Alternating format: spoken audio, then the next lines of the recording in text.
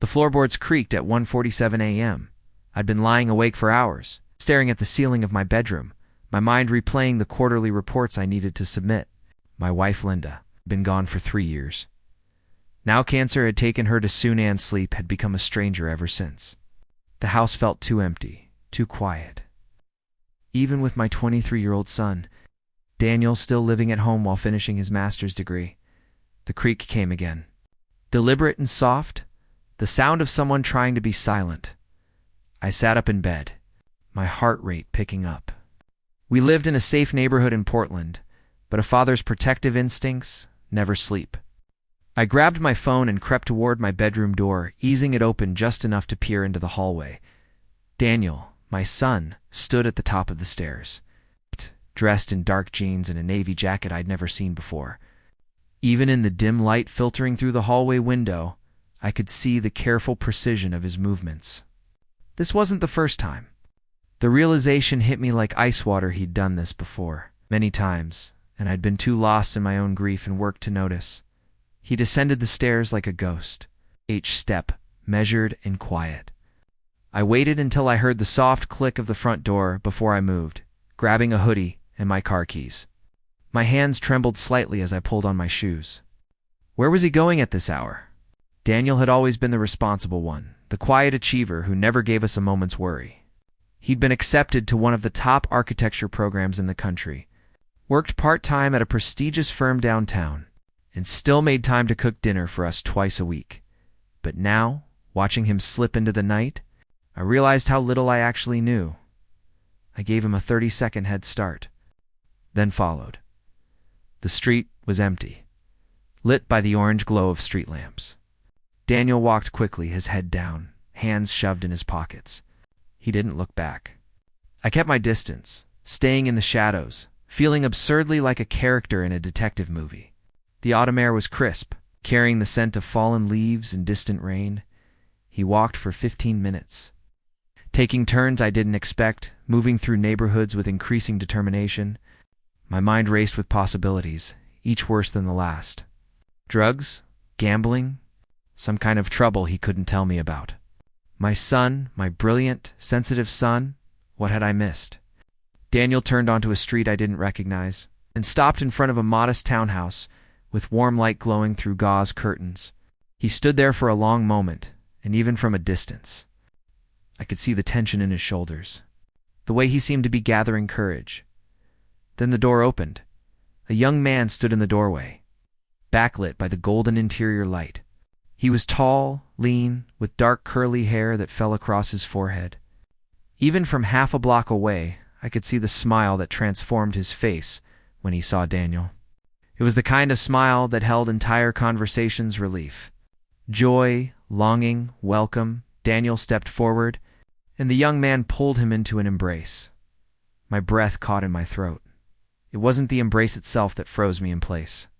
It was the way Daniel melted into it, the way his whole body seemed to release tension he'd been carrying like armor. The way the other man's hand came up to cradle the back of Daniel's head, tender and protective. The way they stood there, holding each other in the doorway, as if they were the only two people in the world. Then they kissed. It was soft, brief, but unmistakable. A kiss that spoke of familiarity and affection, of coming home. The door closed behind them, and I stood alone on the dark street, my heart pounding so hard I could hear it in my ears. Daniel was gay, my son was gay, and he'd been sneaking out in the middle of the night to see someone he clearly cared about deeply, someone he couldn't tour, wouldn't bring home, someone he was hiding from me. The realization settled over me like a heavy blanket, bringing with it a cascade of emotions I couldn't immediately name. Shock, yes, but underneath it, a growing sense of shame. How long had this been going on? How long had Daniel been carrying this secret, living a double life, afraid to tell his own father? I thought about the past few years, trying to see them through this new lens. Daniel's lack of dating life that I'd attributed to him being focused on school, the way he'd deflect whenever I'd joke about him finding a nice girl, the careful distance he'd maintained even as we'd tried to rebuild our family unit after Linda's death. Had Linda known? The thought pierced me. My wife had always been more intuitive, more emotionally aware. Had she known, and I'd been too blind or too busy to see? I stood on that street for what felt like hours but was probably only minutes, watching the warm glow of the windows, imagining my son inside, finally able to be himself, finally able to be happy. And he couldn't do that at home. He couldn't do that with me. The walk back to my car was long and cold. I drove home on autopilot, my mind spinning. By the time I pulled into our driveway, the first hints of dawn were touching the eastern sky. I sat in the dark garage, gripping the steering wheel, trying to understand the ache in my chest. I wasn't angry. That surprised me. I'd been raised in a traditional household. And while I'd always considered myself progressive, I'd never really examined what that meant until now. But anger wasn't what I felt. What I felt was grief for the pain my son had been carrying alone. Grief for the relationship we could have had if he'd felt safe enough to be honest with me, and underneath that fear. Fear that I'd failed him as a father. Fear that I'd somehow made him believe he had to hide such a fundamental part of himself. Fear that I'd lost something precious without even knowing I was losing it. I went inside as the sun began to rise. Moving through the house like a stranger, Daniel's bedroom door was closed, and I could hear the soft sound of movement inside. He'd beaten me home, probably by a different route. Neither of us was sleeping. I made coffee with shaking hands, watching the morning light paint our kitchen in shades of gold. Everything looked the same, but everything had changed. The family photos on the wall, Linda's smile, Daniel at various ages, the three of us on vacations, all of them felt different now. As if they were photographs of people I'd only thought I knew, when Daniel emerged at 7:30. Dressed for work in slacks and a button-down shirt, he looked tired but put together. His eyes met mine across the kitchen, and I saw wariness there. The careful guardedness of someone used to hiding. "Morning." "Dad," he said, his voice neutral. "Morning." "Son," I poured him coffee, our routine unchanged despite everything that had shifted. "You look tired." "Late night studying?" The lie came easily to him, so practiced it barely registered on his face. "Yeah, just trying to finish up that design project," I nodded, hating the distance between us, hating that he felt he needed to lie. But I said nothing. I wasn't ready.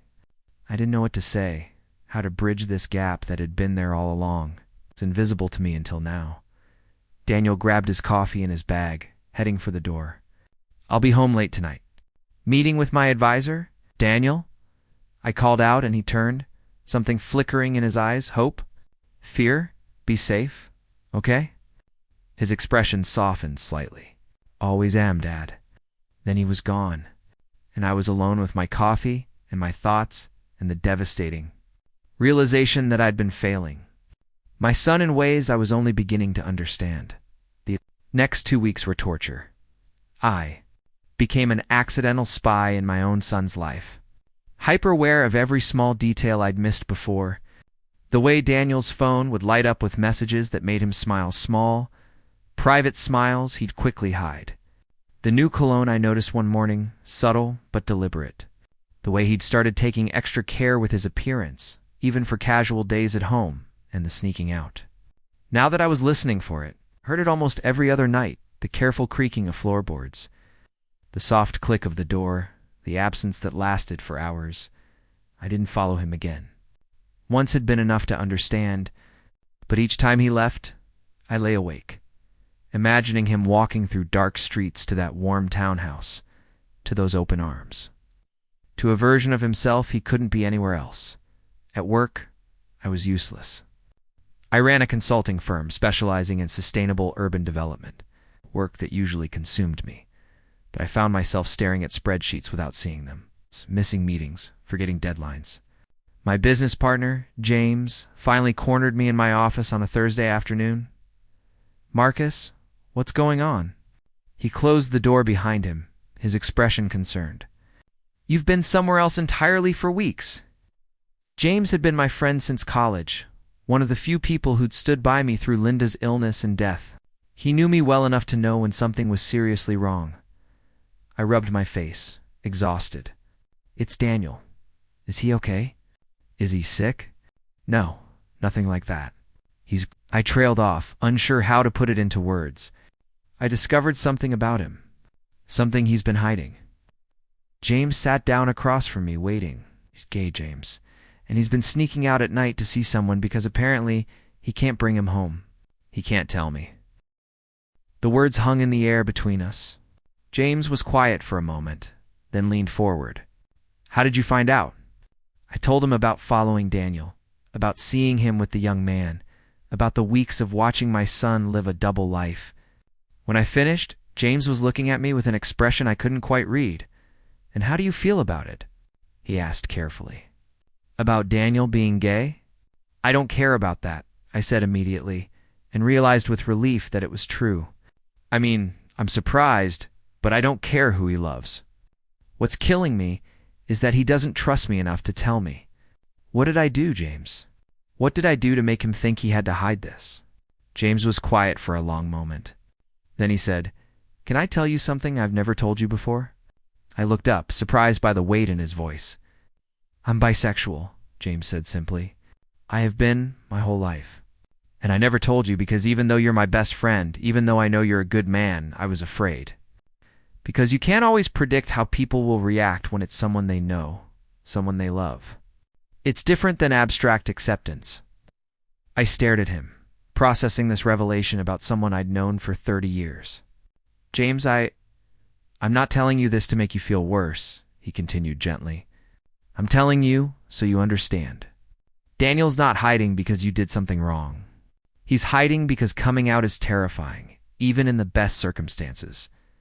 Especially to people whose opinions matter most. Maybe especially after losing his mom, he's probably afraid of losing you too. The words hit me like a physical blow, of course. Linda's death had devastated both of us.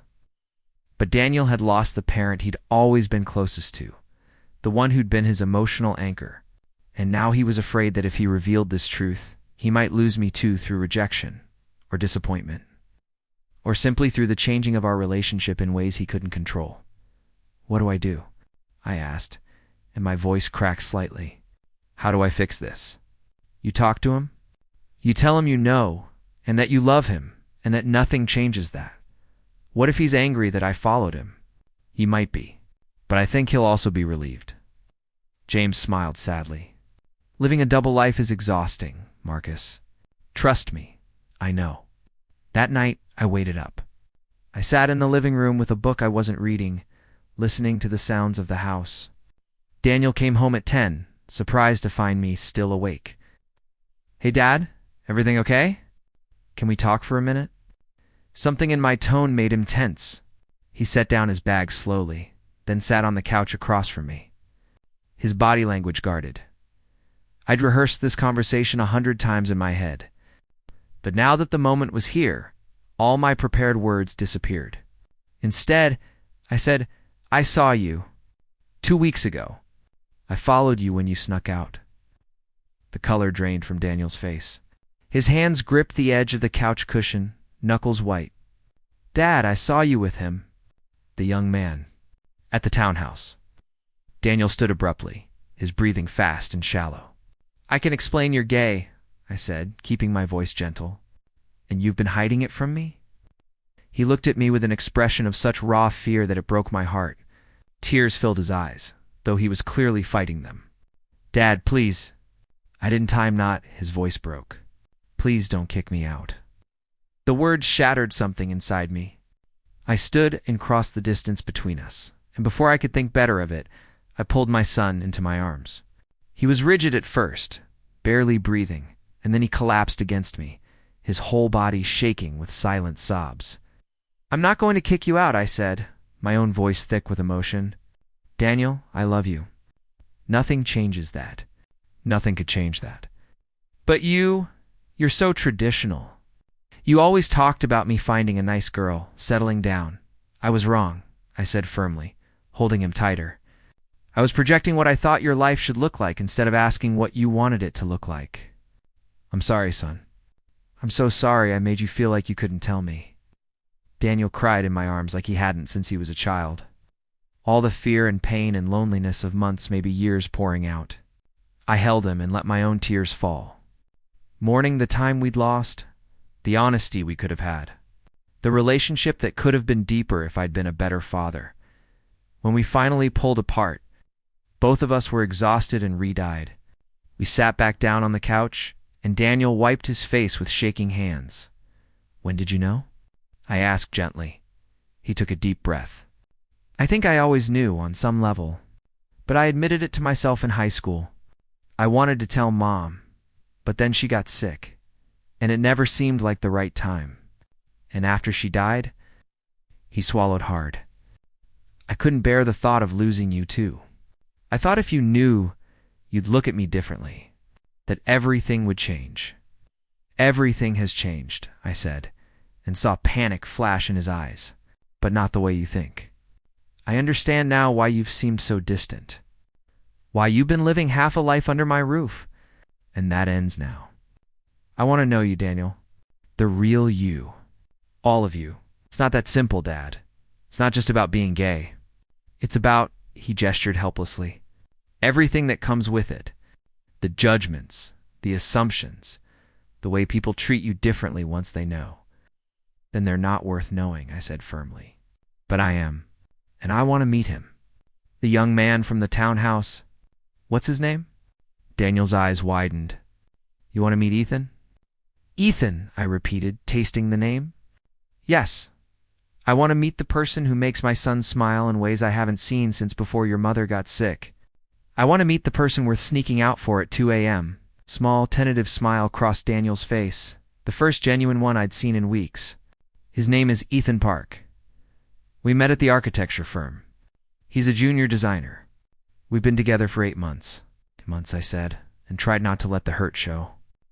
8 months of my son having a significant relationship I knew nothing about. But this wasn't about me. "Tell me about him." And Daniel did.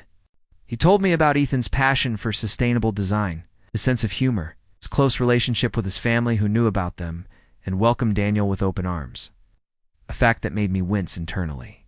He told me about their plans to eventually get a place together, about how Ethan had been patient while Daniel figured out how to come out, never pushing but always supporting. As I listened to my son talk about his boyfriend with animation and joy, I realized how much I'd been missing. This was Daniel truly alive, truly himself, not the careful, guarded version he'd been presenting to me for years. "I want you to invite him to dinner," I said when he paused. "This weekend. I'll cook Mom's lasagna." Daniel's eyes filled with tears again. "Dad, are you sure?" "I've never been more sure of anything." "And Daniel? No more sneaking out. This is your home. You should be able to be yourself here. You should be able to invite Ethan here anytime. He's welcome." "More than welcome. I love you, Dad," Daniel whispered. "I love you too, son. And I'm sorry it took me so long to see you." Saturday evening arrived with a mixture of nervous energy and cautious hope. I'd spent the afternoon in the kitchen, preparing Linda's famous lasagna recipe, extra garlic, fresh basil from the garden, the good mozzarella from the Italian market across town. Cooking had always been meditative for me, and today I needed the calm it provided. Daniel had been anxious all day, cleaning the house with an intensity that betrayed his nerves, changing his shirt 3 times, checking his phone constantly. "He's going to like you," I assured him as I set the table. "Anyone who loves you has good taste." Daniel managed a weak smile. "It's not that. This is huge, Dad. I never thought I'd have this. You, Ethan, dinner together like a normal family." The word normal hung in the air.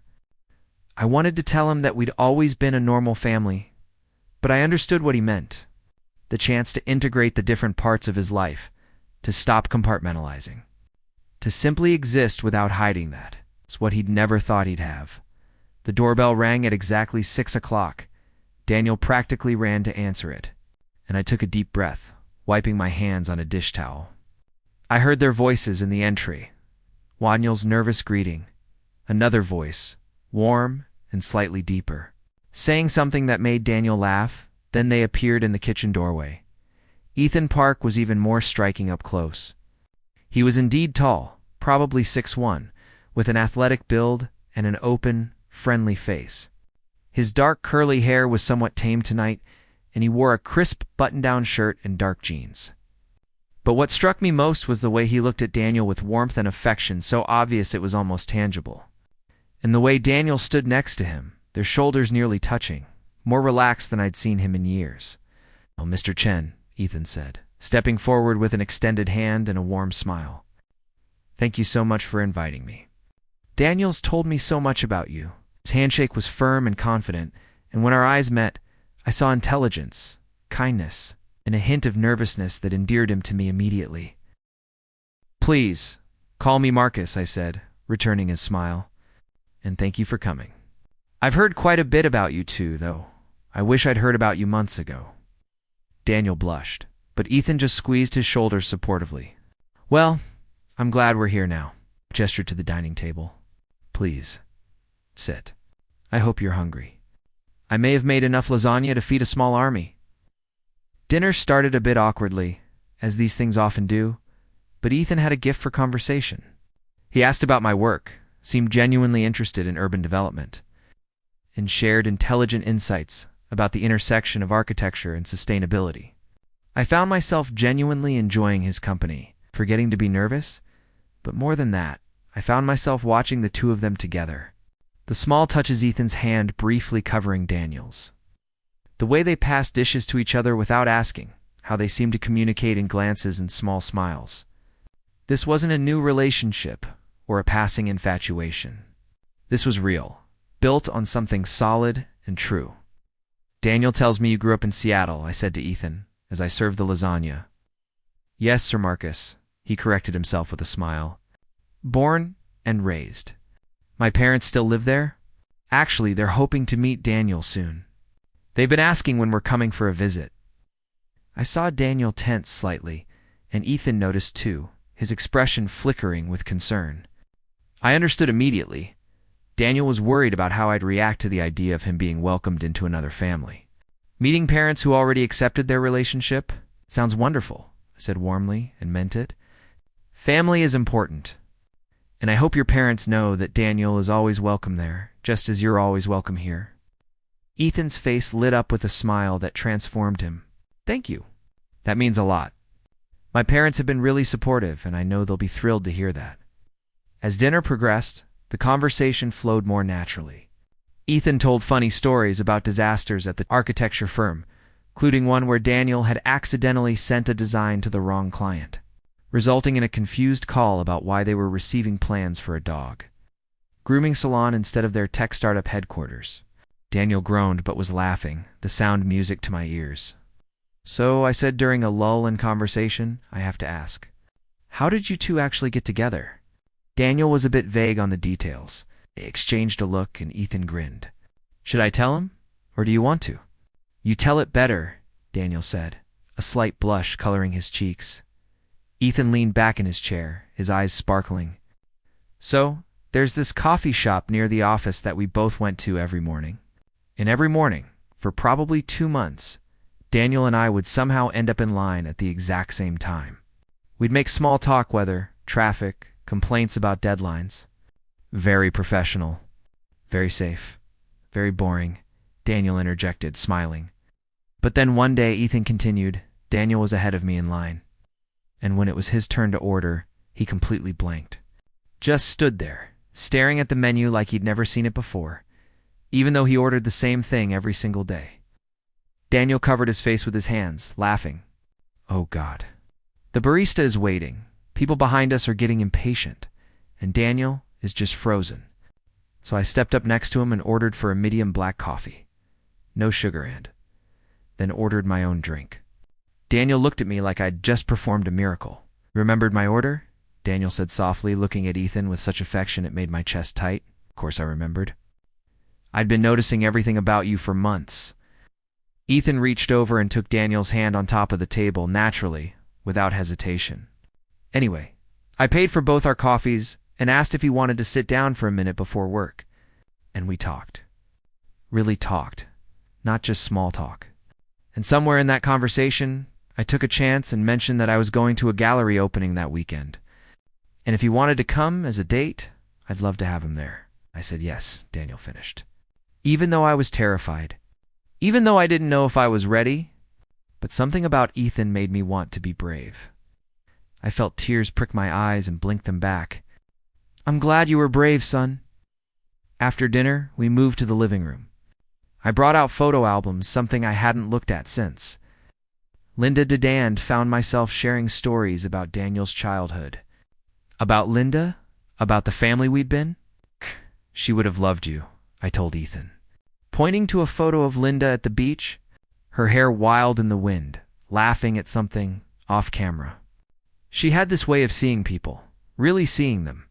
She would have seen how happy you make Daniel, and that would have been enough for her. I wish I could have met her, Ethan said sincerely. Me too, Daniel said quietly. I think about that a lot. How different things might have been if she were still here. Different, I agreed. But not necessarily better or worse. Just different. She loved you unconditionally, Daniel. That wouldn't have changed. We talked late into the evening, long after the coffee had gone cold. Ethan shared about his own coming out experiences year in some ways. It's harder in others, but ultimately bringing him closer to his family. He talked about the challenges he and Daniel had faced, the careful navigation of their relationship in professional spaces, the decision to be out at work, but selective about who they told. It's getting better, Ethan said, but it's still complicated. People make assumptions, or they're supportive but awkward, or they're just outright hostile. We've learned to be careful, to protect ourselves and each other. You shouldn't have to, I said firmly. The world should be better than that, Daniel agreed. But it's not yet. That's why having people who accept us, who support us, people like you, it matters so much. As the evening wound down and Ethan prepared to leave, he turned to me at the door. Thank you, Marcus. Really, this meant the world to Daniel and to me. I hope this can be the first of many dinners. It will be, I promised. And Ethan, thank you for taking care of my son, for being patient with him, and for making him happy. That's all any parent really wants. Ethan's eyes grew suspiciously bright. He makes me happy too. He's the best person I know.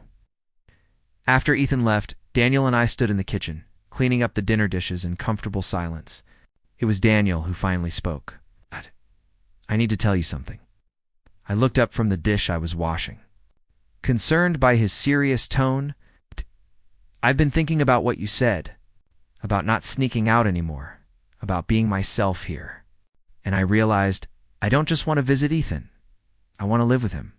We've been talking about getting a place together, but I kept putting it off because I didn't want to leave you alone. And I didn't want to have to explain why I was moving in with a roommate. He took a deep breath. But now I don't have to hide anymore. And I think it's time. Time for me to build my own life with Ethan.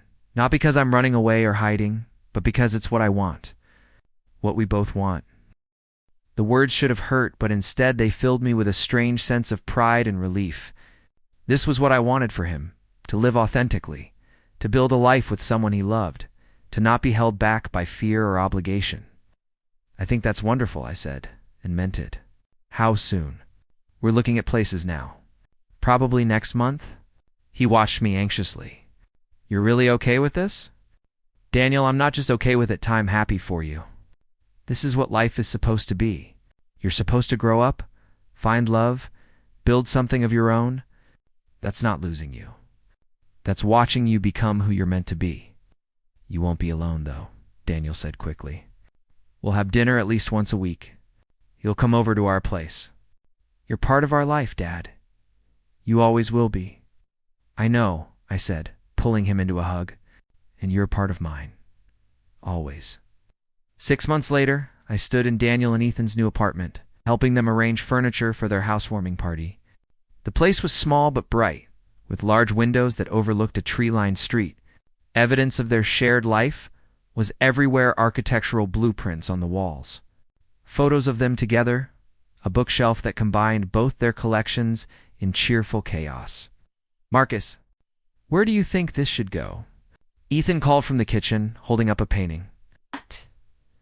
Above the couch, I suggested, and he nodded, enlisting Daniel's help to hang it.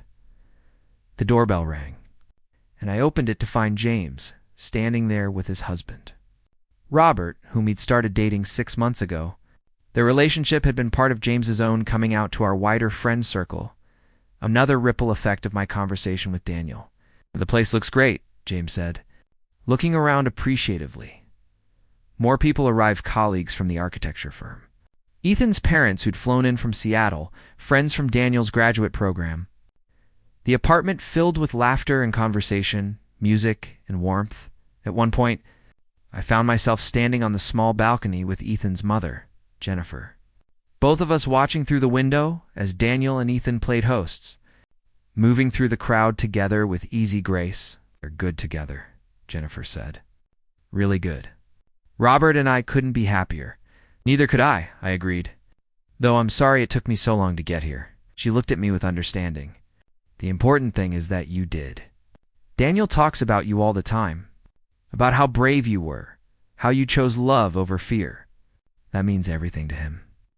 Inside, someone called for a toast. We went back in, and Ethan raised his glass, his arm around Daniel's waist.